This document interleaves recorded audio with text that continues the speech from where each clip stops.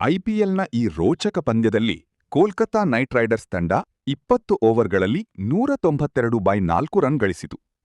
ಆದರೆ ಅದಕ್ಕಿಂತ ಉತ್ತಮ ಬ್ಯಾಟಿಂಗ್ ಪ್ರದರ್ಶನ ನೀಡಿದ ರಾಯಲ್ ಚಾಲೆಂಜರ್ಸ್ ಬೆಂಗಳೂರು ತಂಡ 19.1 ಓವರ್ಗಳಲ್ಲಿ 194/4 ರನ್ ಹೊಡೆದು 6 ವಿಕೆಟ್ಗಳ ಭರ್ಜರಿ ಜಯ ಸಾಧಿಸಿತು.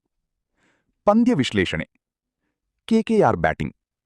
ಅಜಿಂಕ್ಯ ರಹಾನೆ 19 ರನ್, ರಿಂಕು ಸಿಂಗ್ ವೇಗದ 49.9 ರನ್, ಅಂಕ್ರಿಶ್ ರಘುವಂಶಿ ಅದ್ಭುತ 71 run, 46 ball, Cameron Green 32 run.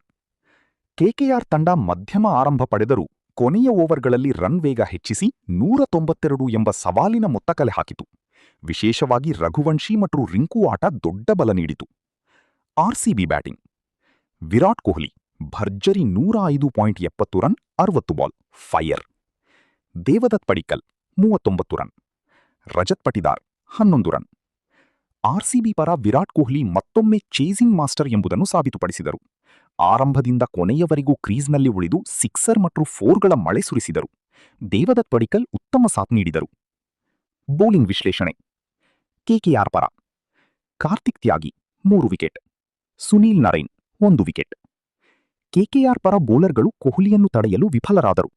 Death ಓವರ್ಗಳಲ್ಲಿ ಆರ್ಸಿಬಿ ಸಂಪೂರ್ಣ ಪಂದ್ಯವನ್ನು ಕಂಟ್ರೋಲ್ ಮಾಡಿಕೊಂಡಿತು. ಪಂದ್ಯದ ಟರ್ನಿಂಗ್ ಪಾಯಿಂಟ್ ಸ್ಟಾರ್.